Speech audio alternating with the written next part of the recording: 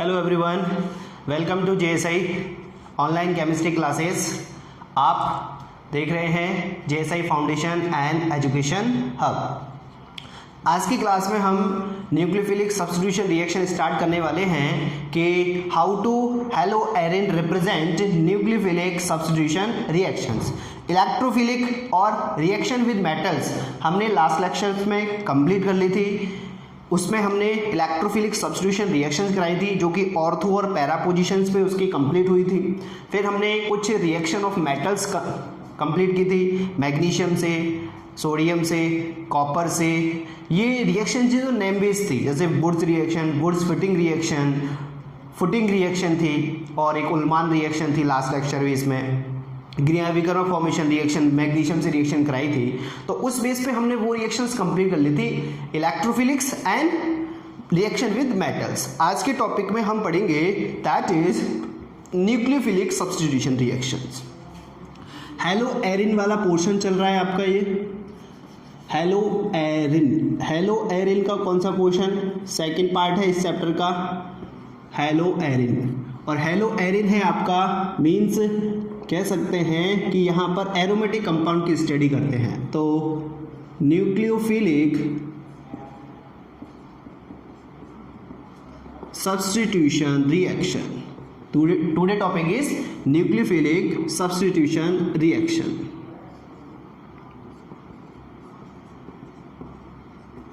बहुत अच्छा टॉपिक है, बहुत सारे क्वेश्चंस इसमें से पूछे जाते हैं, तो उस बेस पे आज इसको हम डिस्कस करेंगे। तो न्यूक्लियोफिलिक सब्स्टिट्यूशन रिएक्शंस हैलोएरिन में पढ़ने वाले हैं। तो हैलोएरिन अपन जानते ही हैं, हैलोएरिन को हैलोएल्केन से कंपेयर भी करेंगे कि किस टाइप से अपन इनकी स्टडी कर सकते हैं और न्यूक्लियोफाइल्स क्या होते हैं। Everyone know that electron rich compound. Electron rich compound means कि जिसके पास इलेक्ट्रॉन डेंसिटी हाई होती है, जिन पर नेगेटिव चार्ज होता है, that compound call is nucleophiles. Clear? Nucleophile की कंडीशन हमको पता ही है, ऐसी होगी। न्यूक्लियोफाइल्स ऐसे होते हैं जिनको अपन कह सकते हैं कि इनके पास इलेक्ट्रॉन डेंसिटी ज़्यादा होती है। ये अटैक करेंगे एरोमेटिक रिंग कंपाउंड हैलोएरिन्स पे, देन रिप्रेजेंट केमिकल रिएक्शंस। तो before we start nucleophilic substitution reaction, first we compare haloalkane and haloarene. Aliphatic compounds and aromatic halogen वाले कंपाउंड को कंपेयर कर लेते हैं, which one is the more reactive for nucleophilic substitution reaction. Let's take examples. Haloarene represented this way, haloarene, and CH3X is called haloalkane. ये aliphatics compound हो गए, ये cyclic aromatic compounds हो गए। Clear? Which one is the more reactive for nucleophilic substitution reactions? Question formation हो सकता है, तो उसको सबसे पहले हमने कंसीडर किया है, उसके बाद हम रिएक्शंस को एक्सप्लेनेशन में लेंगे। क्लियर? तो यहाँ पर हम बात करें तो हेलोजन एटम लॉन पेयर रखता है, हालांकि यहाँ पे भी रखता है लॉन पेयर। तो हैलोएल्केन और हैलोएरिन में विच one is the more reactive? Haloalkane is the more reactive. Why? Because when form the resonance structure, single bond convert in double bond. मैंने आपको रेजोनेंस स्ट्रक्चर फॉर्मेशन कराई थी, उस कंडीशन में आपको पता है कि ये वाले लोन पेयर इधर शिफ्ट होंगे, तो सिंगल बॉन्ड किस में कन्वर्ट हो जाएगा? डबल बॉन्ड में। तो सिंगल बॉन्ड में डबल बॉन्ड के कैरेक्टर आ गए, मींस यहाँ पर बॉन्ड को ब्रेक करने के लिए एनर्जी अमाउंट ज़्यादा रिक्वायर्ड रहेगा। जब एनर्जी अमाउंट ज़्यादा रिक्वायर्ड है तो उस कंडीशन में यहाँ पर रिएक्शन देरी से होंगी और यहाँ पर रिएक्शन इजी वे में हो जाएंगे, because haloalkane not represent any type of resonance structure, क्योंकि रोटेशन नहीं है आगे। ये तो शिफ्ट कर देगा, लेकिन ये कहाँ शिफ्ट करे? इन रेजोनेंस स्ट्रक्चर कोई भी एटम शिफ्ट नहीं होता है, केवल लॉन पेयर बॉन्ड शिफ्ट होते हैं। तो इसमें तो ऐसी सिचुएशन नहीं है, लेकिन इसके अंदर ऐसी सिचुएशन है। इसको अपन ऐसे ही फॉर्मेशन कर सकते हैं, जैसे ही वहाँ डबल बॉन्ड कैरेक्टर आएगा ये यहाँ शिफ्ट हो जाएगा।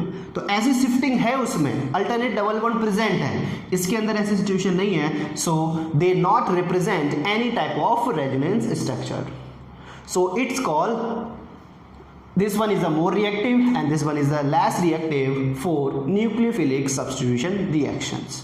क्यों? कोई न्यूक्लियोफाइल आएगा, इसको सब्स्टिट्यूट नहीं कर पाएगा, इसको कर देगा। तो फर्स्ट रीजन ये ध्यान रखना आप. Second reason is we know that benzene present halogen atom on the benzene, one halogen atom presents, so it's called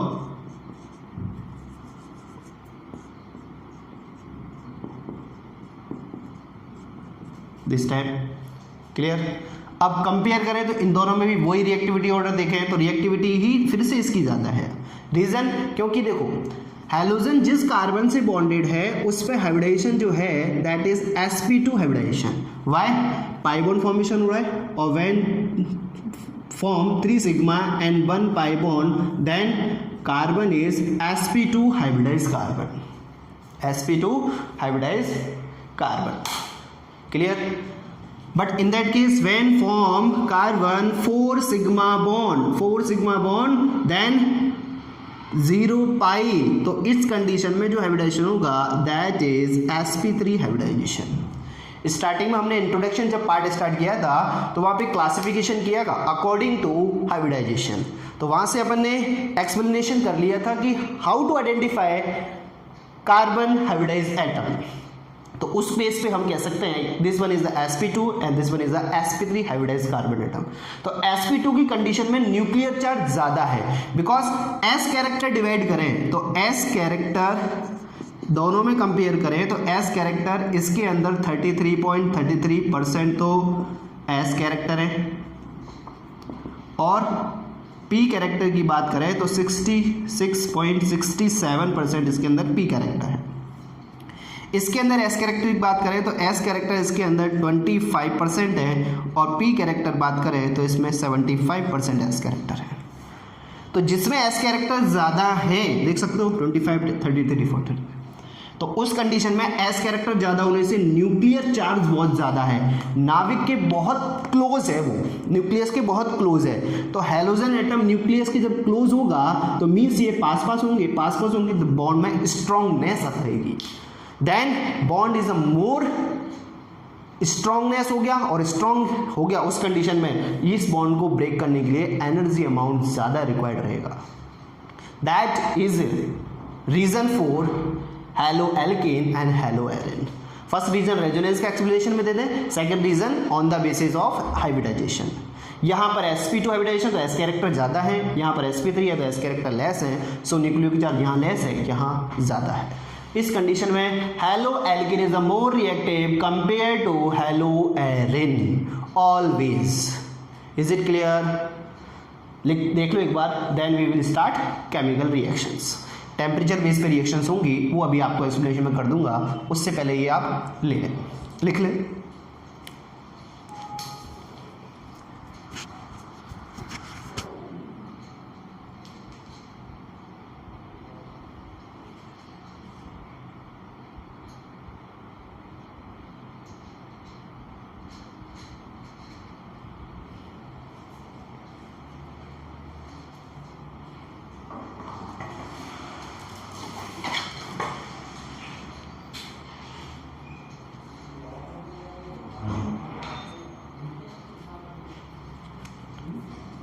लिख लिया.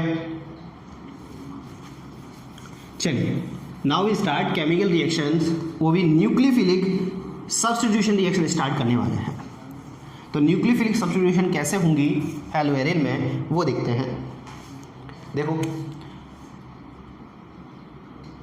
It is called formation of phenol, या अपन इसको एक न्यूक्लियोफिलिक सब्स्टिट्यूशन बेस में भी स्टडी कर सकते हैं. when chlorobenzene react with NaOH, presence of 623 Kelvin temperature.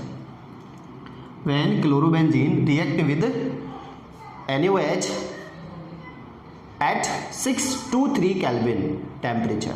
Temperature required रहेगा. मैंने बताया था ना कि ये हैलोजन एटम लॉन पेयर रखता है, लॉन पेयर कंडीशन में रेजोनेंस रिप्रेजेंट करता है तो सिंगल बॉन्ड डबल बॉन्ड में कन्वर्ट हो जाता है. तो ये हैलोजन एटम सोडियम के साथ रिप्लेस होगा और इसमें जो न्यूक्लियोफाइल जनरेट हुआ है दैट इज OH. इस न्यूक्लियोफाइल ने इसको सब्स्टिट्यूट किया है यहाँ से और सब्स्टिट्यूट करने पर क्या फॉर्म होगा that is OH and NaCl।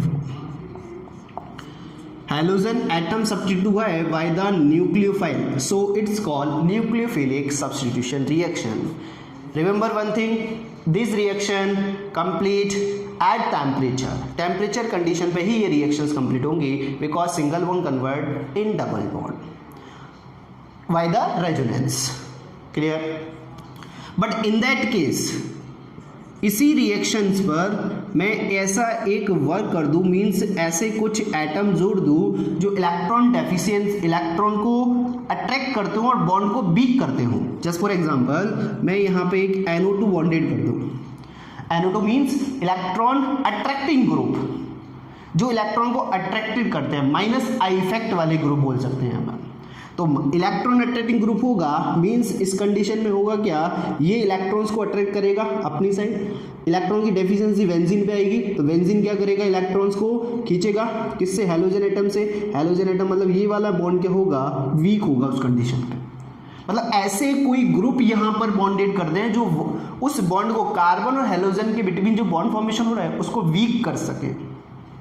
तो उस कंडीशन में रिएक्शन NaOH से ही कराई, लेकिन टेम्परेचर जो यहाँ जो रिक्वायर्ड था ना, वो यहाँ रिक्वायर्ड नहीं रहेगा। अब यहाँ पर टेम्परेचर 400 केल्विन ही रिक्वायर्ड है।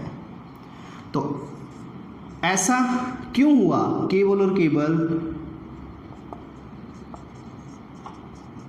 किसके कारण, -I इफेक्ट वाले ग्रुप, इलेक्ट्रॉन अट्रैक्टिंग ग्रुप जो इलेक्ट्रॉन को खींचते हैं। इलेक्ट्रॉन अट्रैक्टिंग ग्रुप मतलब -I इफेक्ट वाले ग्रुप में रिप्रेजेंट करूं तो एल्डिहाइड आपका हो सकता है, एसिड आपका हो सकता है, NO2 is also there, CN is also there. ये अपन यूज कर सकते हैं इस पे।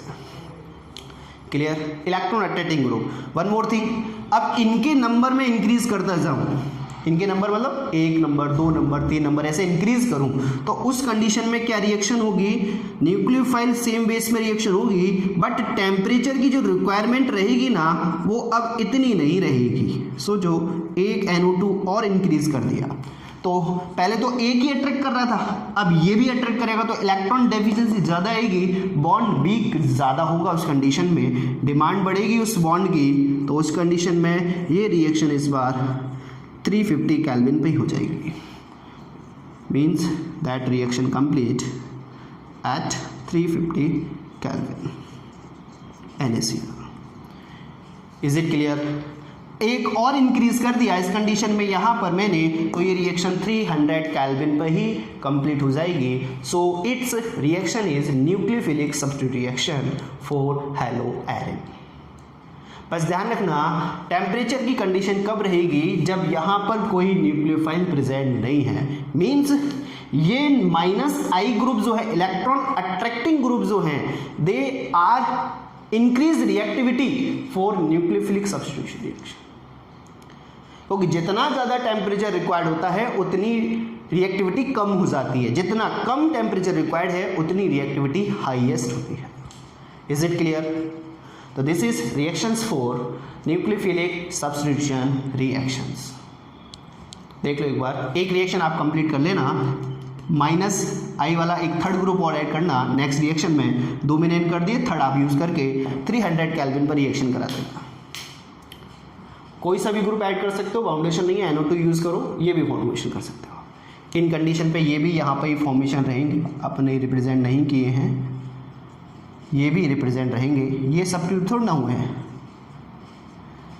Clear? Ortho nitrophenol, ortho para nitrophenol बन गया ये, और नीचे वाले में बनाओगे ना तो उसे ortho para ortho nitrophenol. It is also called picric acid. जो थर्ड रिएक्शन जो आप कंप्लीट करोगे उसमें पिक्रिक एसिड बनेगा। क्या बनेगा? पिक्रिक एसिड फॉर्मेशन होगा 3 नाइट्रो के साथ। तो देख लो एक बार,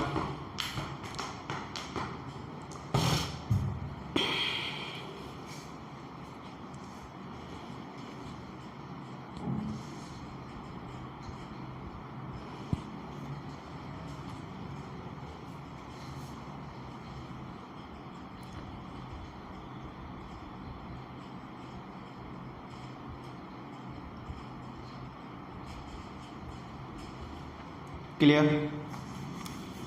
नेक्स्ट,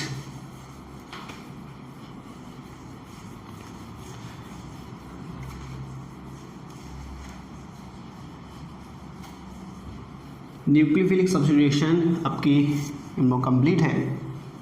रिएक्शन चाहे आप कोई भी हो, ज़रूरी नहीं कि आप रिएक्शन ये यूज़ करें, बस कोई न्यूक्लियोफाइल अटैक करेगा on the haloarene then represent nucleophilic substitution reaction. देखो एक क्वेश्चन मैं आपसे पुट करता हूँ, arrange the following example for increasing their reactivity order for nucleophilic substitution reactions.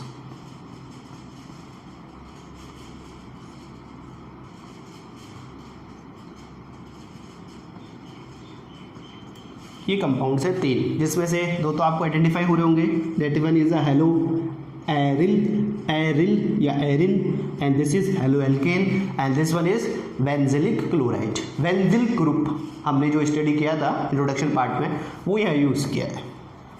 तो अब आंसर बताइए आप कि विच one is the more reactive for nucleophilic substitution reaction, मतलब क्या ऑर्डर रहेगा, ये भी आप एक्सप्लेनेशन में दे सकते हो।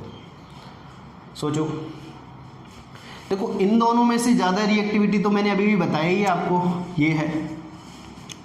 अब ये ज़्यादा रिएक्टिव है कि ये हेलो एल्केन ज़्यादा रिएक्टिव है, या ये इससे भी कम रिएक्टिव है? इन दोनों को कंपेयर करो, क्या ऑर्डर रहेगा? इंपॉर्टेंट है। देखिए इन दोनों में से ये रिएक्टिव है तो इससे ज़्यादा रिएक्टिव ये रहेगा, मतलब ऑर्डर जो रहेगा that is order. Why? Because when release halogen atom then form benzyl carbocations. Benzyl carbocation resonance से स्टेबल हो जाएंगे, मतलब इसकी नेक्स्ट स्ट्रक्चर जो फॉर्मेशन करूंगा वो क्या होगी, हैलोजन में इसका डोनेट करा दूँ, हैलोजन मैंने यहाँ से रिलीज करा दिया तो इस कंडीशन में CH2 प्लस फॉर्मेशन होगा, that is benzyl carbocation formation हो गया। अब बेंजिल कार्बोकैटायन फॉर्मेशन हुआ है मीन्स ये रेजोनेंस से स्टेबल हो जाएगा, रेजोनेंस स्ट्रक्चर फॉर्मेशन करेगा, और रेजोनेंस स्ट्रक्चर फॉर्मेशन करेगा तो डबल बॉन्ड कैरेक्टर आ जाएंगे, और यहाँ पे पॉजिटिव, यहाँ पे ये, और आगे शिफ्टिंग होती चली जाएगी, मीन्स ये रेजोनेंस से स्टेबल हो रहा है। Why? When release halogen atom, so it is the more reactive for nucleophilic substitution reaction. इन दोनों में रिएक्टिविटी ऑर्डर मैंने बता ही दिया था आपको, क्यों? क्योंकि इसमें हाइब्रिडेशन sp3 है, इसमें sp2 है, इसमें डबल बॉन्ड कैरेक्टर है, इसमें डबल बॉन्ड कैरेक्टर नहीं है। इस कंडीशन में यहाँ पे कोई डबल बॉन्ड कैरेक्टर नहीं है, ये स्टार्टिंग में हमने कंप्लीट किया था। इससे ज़्यादा ये रिएक्टिव क्यों है उसका रीज़न अभी बताया, क्योंकि ये हैलोजन रिलीज करके रेजोनेंस रिप्रेजेंट करता है, जबकि ये हैलोजन रिलीज करके किसी टाइप का कोई रेजोनेंस रिप्रेजेंट नहीं करेगा। So this one is a more reactive, means benzylic chloride is more reactive for nucleophilic substitution reaction. Clear? देख लो, रेजोनेंस आप पूरा कंप्लीट कर सकते हो। ये बॉन्डिंग इधर शिफ्ट होगी, फिर प्लस आ जाएगा, फिर आगे बॉन्डिंग शिफ्ट होगी, फिर प्लस आ जाएगा, then again plus charge on the carbon atom. देखो एक बार, फिर कुछ छोटे छोटे टॉपिक हैं वो भी हम कंप्लीट कर लेते हैं।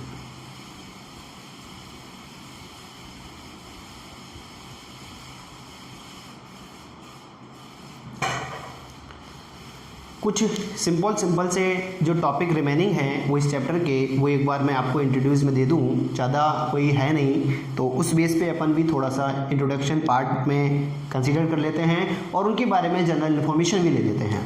जैसे आपके एक टॉपिक है दैट इज़ पॉलीहैलोजन कंपाउंड्स।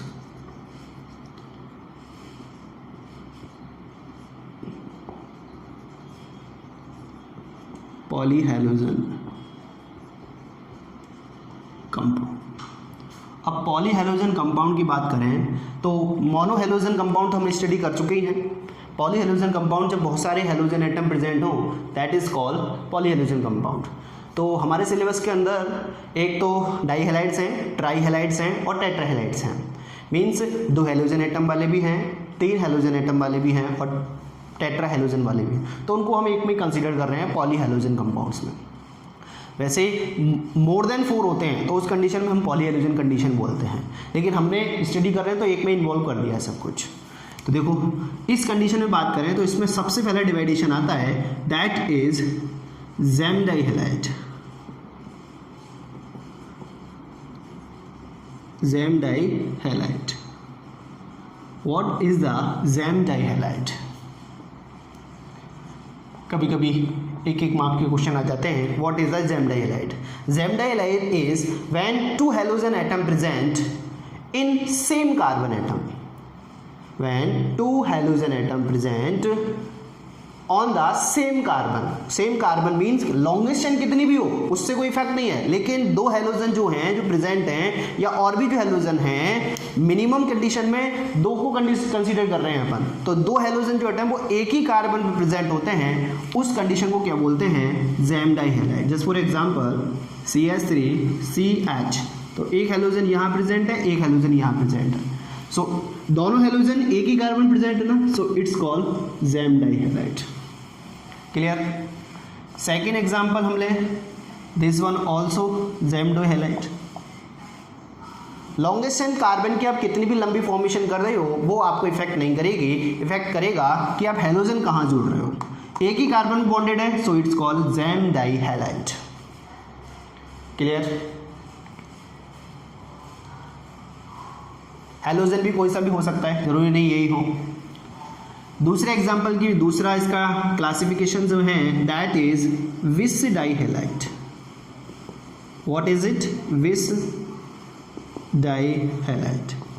विस डाइहैलाइड व्हाट इज इट? विस डाइहैलाइड की कंडीशन में क्या होगा? When halogen atom present to different but nearest carbon atom. What is it? When two halogen atom present two different but nearest between two carbon atom not leave any carbon या any atom। Clear? Condition क्या रहेगी? CH3 CH CH, तो यहाँ पे भी halogen present है ना, तो यहाँ पे भी हेलोजन ही प्रेजेंट होगा। दैट टर्म या दैट पोजीशन, इस पोजीशन को ही बोलते हैं क्या? विस डाइहैलाइड। टू नियरेस्ट कार्बन एटम है, मैंने ये हेलोजन यहाँ बॉन्डेड नहीं किया है क्योंकि यहाँ बॉन्डेड करने से ये बीच में गैप हो जाता है, तो two nearest carbon but two different है कार्बन एटम, दो कार्बन है बट नियरेस्ट होने चाहिए, पास पास, चाहे वो इधर हो चाहे वो इधर हो, उसका कोई इफेक्ट नहीं। क्लियर? तो it is called vic dihalide. When two halogen atom present two different carbon atom but nearest position, so its position called विस डाइहैलाइड। Is it clear? तो ज़ैम हो गया, विस हो गया। One more thing, third one is alpha omega dihalide. ये interesting है, alpha omega dihalide. Alpha omega dihalides क्या होते हैं? एग्जाम्पल में बात करें तो इसमें क्या होगा, आपकी जो चेन बनी हुई है उस चेन में जो दोनों किनारे हैं उसके दोनों लास्ट वाले पोर्शन पे हैं, वहाँ पर हेलोजन एटम हो, एक हेलोजन यहाँ हो, एक हेलोजन एटम यहाँ हो, so it's called alpha omega dihalides. Clear? Alpha omega dihalide when halogen atom present to last portion, one more and one place this place and second place this place। is it clear? Carbon की valency तो complete करनी है अपन को, so it's called alpha omega. Longest chain कितनी भी लंबी हो नॉट इफेक्टेड, बट हेलोजन की पोजीशन ऐसी है, that is called alpha omega dihalide. Clear? One more thing, इसको एल्काइलिडीन कह सकते हैं ज़ैम डाइहैलाइड्स को, इसको एल्केलीन कह सकते हैं, इसको पॉलीमेथिलीन हैलाइड भी बोलते हैं। एल्काइलिडीन, एल्केलीन एंड पॉलीमेथिलीन। सो ये नेम है, जनरल वे में डायरेक्ट एग्जाम्पल भी पूछ सकता है और डायरेक्ट नेम से पूछ सकता है, व्हाट इज द विस डाइहैलाइड, गिव सम एग्जाम्पल, तो वहाँ पर आपको ये एग्जाम्पल देने पड़ेंगे। डेफिनेशन आप फॉर्मेशन कर सकते हो, ज़्यादा इफेक्ट वाली बात नहीं है, ये यहाँ पर ध्यान रखना है। तो दैट इज आपके हेलोजन एटम। अब 2 हेलोजन एटम हो गए, 3 हेलोजन एटम की बात करें तो ऐसी सिचुएशन आ जाए, that is called chloroform. That is called chloroform. Chloroform में यहाँ पर हेलोजन चेंज करते जाओ, आई आ जाएगा आयोडोफॉर्म, बी आ जाएगा ब्रोमोफॉर्म, एफ आ जाएगा फ्लोरोफॉर्म बोलेंगे। मीन्स इस पोजीशन को ही अपन हेलोफॉर्म बोलते हैं। जैसे सी एक्स ये रिप्रेजेंट करूँ ना, दैट इज कॉल्ड हेलोफॉर्म।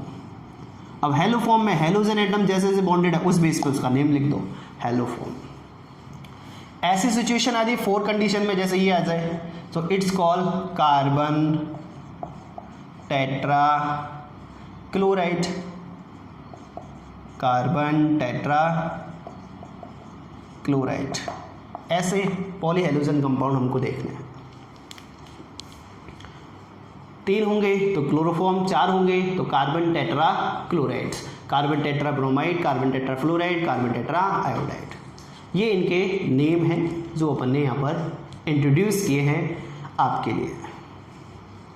देखो एक बार इनको।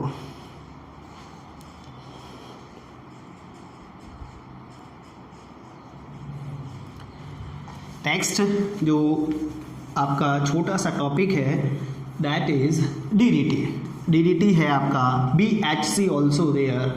तो उस कंडीशन में उनकी हम थोड़ी थोड़ी इंट्रोडक्शन पढ़ लेते हैं जो कि आपके लिए यूजफुल रहेगा। Next one is DDT। DDT very important है आपके एग्रीकल्चर डिपार्टमेंट के लिए। तो what is the full form DDT?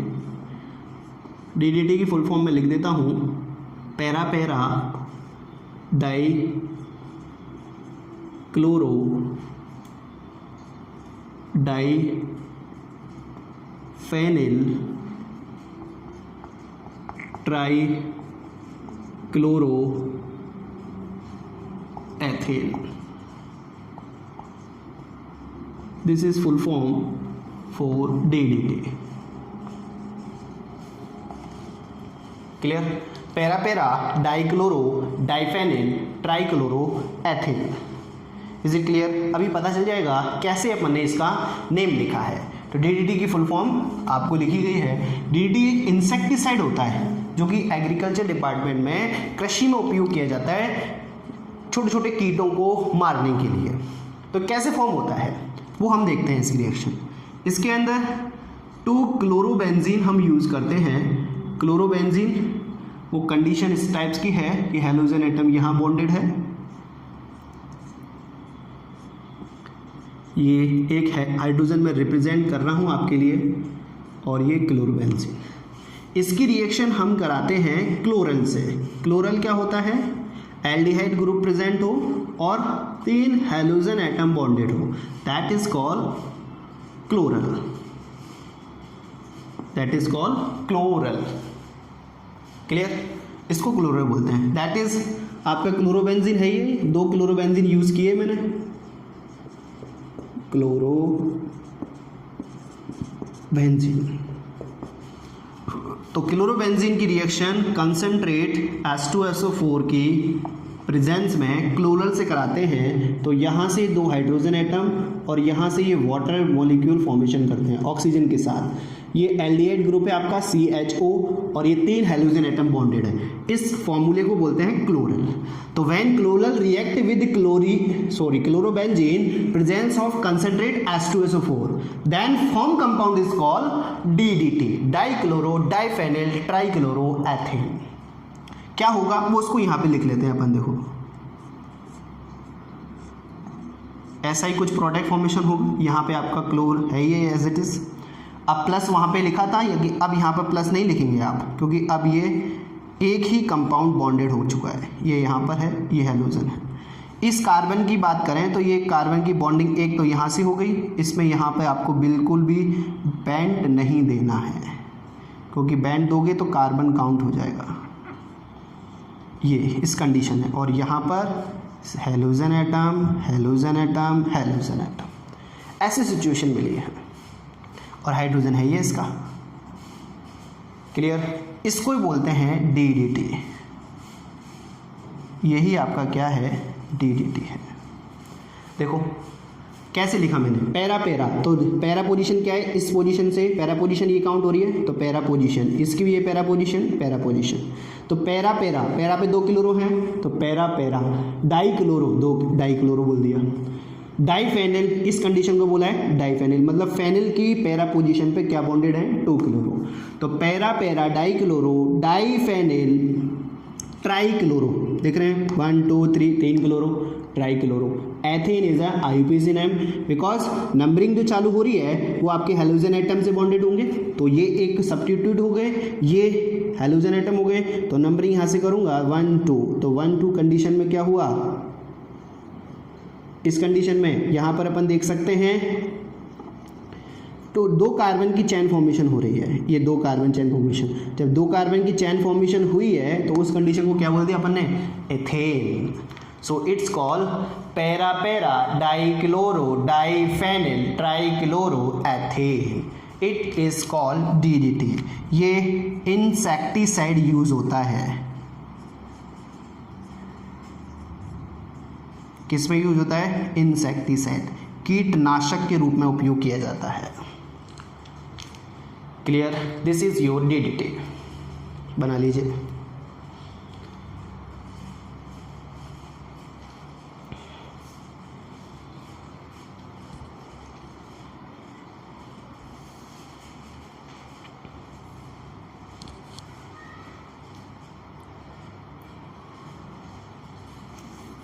एक आपका बेंजीन हेक्साक्लोराइड भी है, BHC भी है, जो कि बहुत अच्छा है।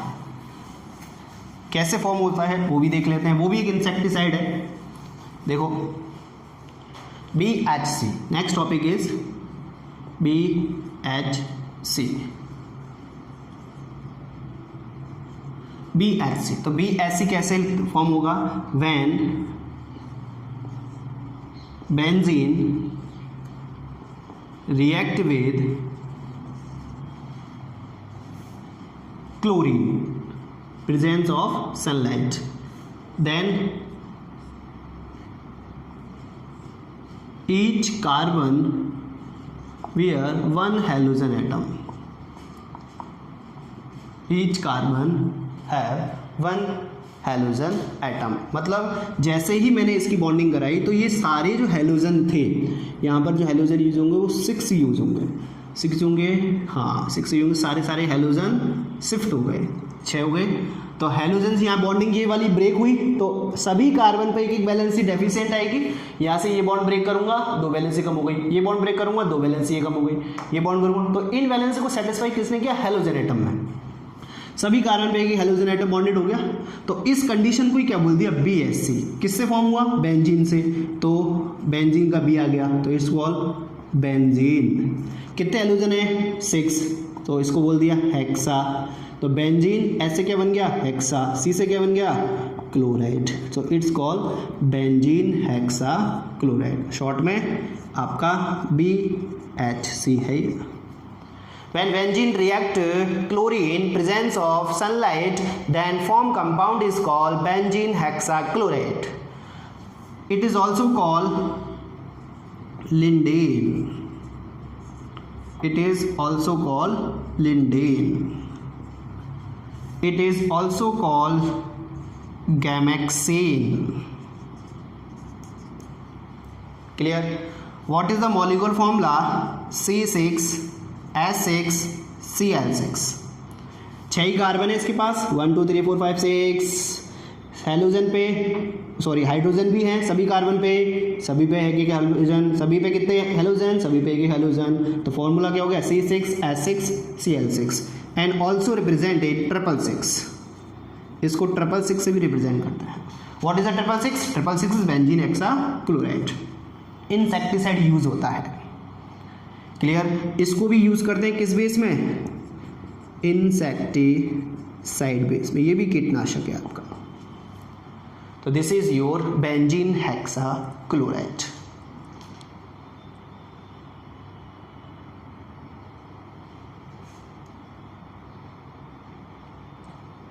क्लियर, ये आपके छोटे छोटे जो एक टॉपिक्स बेस में हैं तो वो हमने देख लिए हैं, वो आप एक बार कंसीडर कर लें और कंटिन्यू स्टडी रखें आप, ठीक है ना।